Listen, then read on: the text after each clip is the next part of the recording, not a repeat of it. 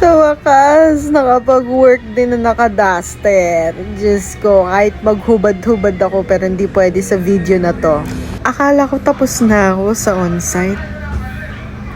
Siguro physically, pero emotionally hindi. Dahil may katabi pa rin akong maingay.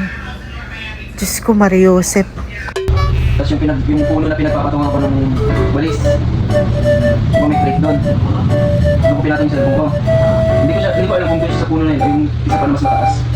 Yung tinatanggal natin, sulit dito. Kaso pumasok nga siya pababang na nun.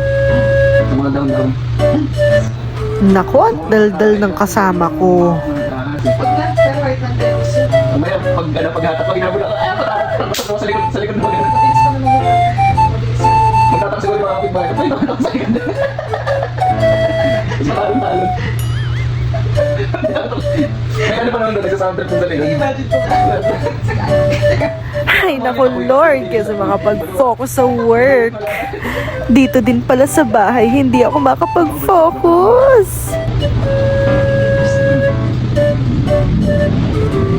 Ha?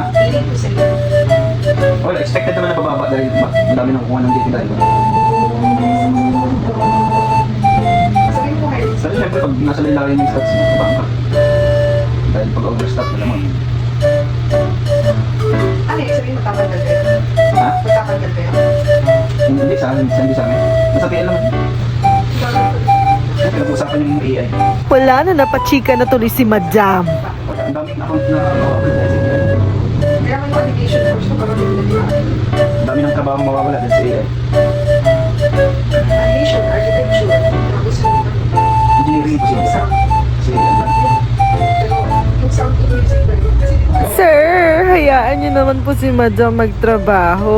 May client meeting po yun.